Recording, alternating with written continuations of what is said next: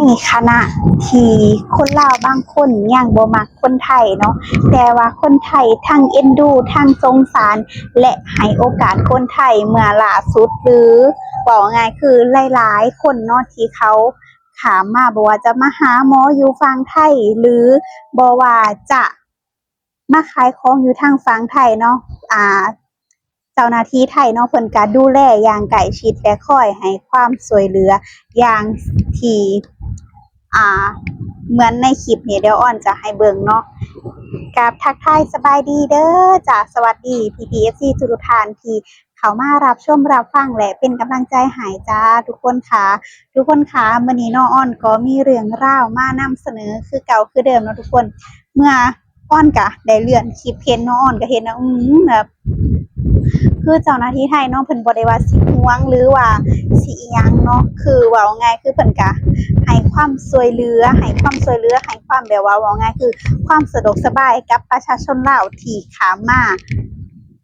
ฝั่งไทยนั่นเองเนาะเฮ็ดให้อ้อนเฮ็ดและอ้อนปลาบปลื้มแรงหลายทุกคนเดี๋ยวอ้อนจะให้เบิ่งคลิปเด้อจ้า VTFC เดี๋ยวอ้อนจะขึ้นให้เบิ่งเนี่ยอย่างคลิปนี้เนี่ยทุกคนเนี่ยคุณยายเราคิวกันบ่บ่เราคิวกันบ่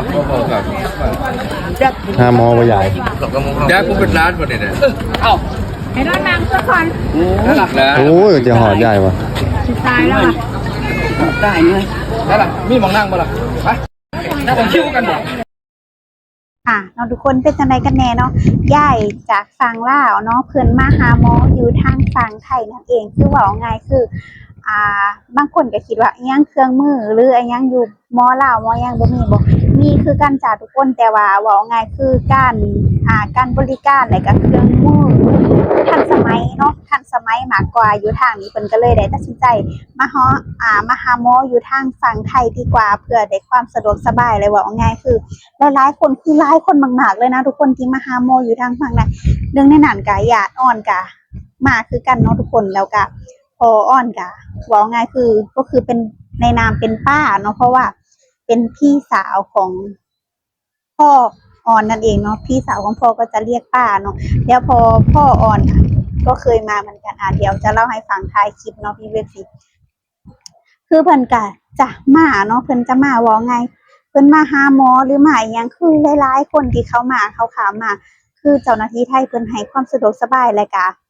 เพิ่นน่ะฮักกับทุกคนเฮาเห็นแล้วบ่เป็นตาย้านอิหยังประมาณนี้เนาะคือมันว่าแบบอยู่ทางบ้านเฮาแบบคือเวลาเห็นแล้วเฮาสิย้านได้ทุกคนอันนี้คือเว้าตามตรงเลยอ้อนเห็นแล้วอ้อนย้านนะเห็นว่าจะเป็นตำรวจหรือว่าเป็นทหารเนาะเป็นอันนั้นกองร้อนเนาะเพราะว่ารู้สึกว่ามาดหรือจังได๋บ่ฮู้เนาะแต่ว่าทางเจ้าหน้าที่ทางฝั่งไทยนี่เพิ่นบ่ถือโต้เนาะทุกคนเพิ่นบ่ถือโต้เพิ่นเข้าง่ายเว้าม่วนคือเพิ่นน่ะสิมักหยอกนะทุกคนเดี๋ยวคลิปนี้จะให้เบิ่งอีกเนาะนี่คลิปนี้คือเพิ่นระวังมือเด้อครับ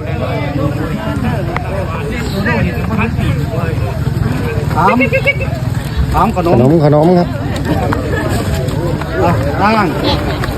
ขอบคุณคะแนนที่สร้างเป็นรถพอดีเอาแล้วก่อนหนึ่งแล้วจะเอาใหม่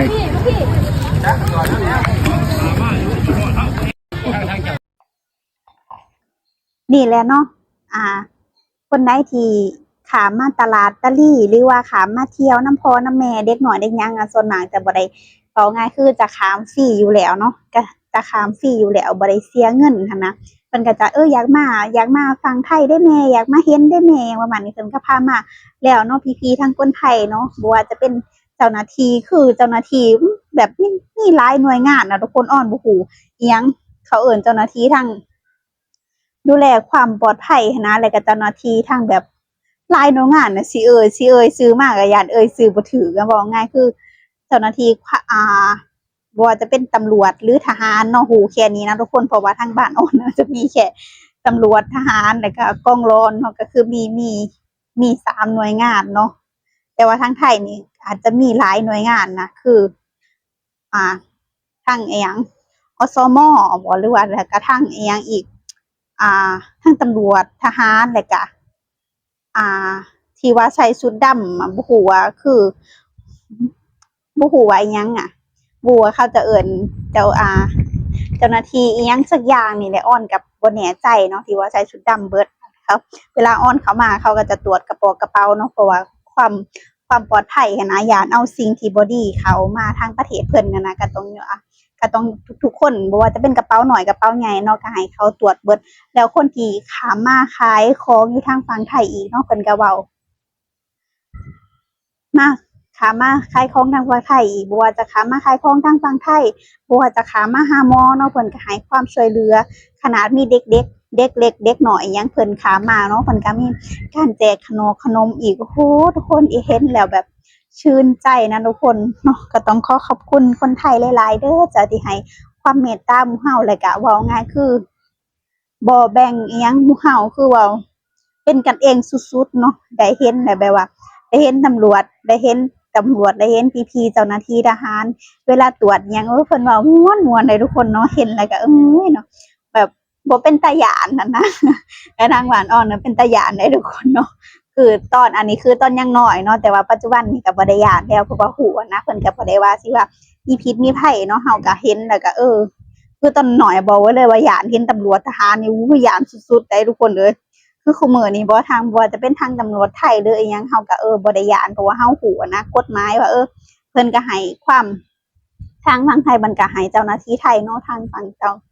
เพิ่นก็ให้ความสะดวกสบายหั้นนะแล้วก็ให้ความช่วยเหลือประชาชนทุกชนชาติเนาะที่เข้ามาทางฝั่งไทยนะบ่ว่าเจ้าจะเป็นไผก็แล้วแต่ขอแค่บ่สร้างความเดือดร้อนให้ประเทศเพิ่นแค่นั้นก็พอใจแล้วเนาะเพิ่นให้ดูแลซื่อๆเนาะแล้วเนาะที่ว่าอ้อนว่าข้ามมารักษาอยู่ฝั่งไทยนั่นคือหนึ่งในนั้นก็เป็นป้าอ้อนกันเนาะป้าอ้อนก็เคยมารักษาอยู่ทางฝั่งไทยเนาะทุกคนแล้วฮู้บ่ทุกคนพออ้อนน่ะจะข้ามมาเยี่ยมเนาะโอ้โหบอกเลยว่าเพิ่นจะข้ามมาเยี่ยมบอกว่าจะบอกทางด่านเนาะบอกว่าจะข้ามมาเยี่ยมญาติทางที่ว่าอันนี้แหละแบบแล้วก็ฮู้จักกันน่ะนะเขาก็ฮู้ว่าเอื้อยของคนนี้เขาข้ามมารักษาหมออยู่ทางฝั่งไทยเด้อเพิ่นคือเว้าง่ายเพิ่นบ่เอาค่าเรือทุกคนค่าเรือต่างหาก10 บาทโอ้โฮอ้อนเนาะขอบคุณหลายๆเด้ออ้อนก็โทรถามพ่ออะไรทุกคนพ่อว่าเขาบ่ได้เอาค่าเรือได้นางเขาแบบเอ็นดูสงสารเฮาเนาะเขาบ่ได้เอาเลยค่าเรือน่ะเพิ่นว่าค่าเรือ50 บาทกลับไปกลับมาน่ะกลับไปก็50กลับมาก็50เป็น100พู้นแหละทุกคนอ้อนเห็นแล้วเนาะแต่ว่าตอนนี้ก็ป้าก็ได้เสียไปแล้วเนาะเพราะว่ามารักษาบ่ทันมาช้าโพดเนาะเข้าห้อง ICU ตั้งอาทิตย์2อาทิตย์สุดท้ายก็ไปถอดออกซิเจนแล้วก็เสียเนาะคือเว้าง่ายคือ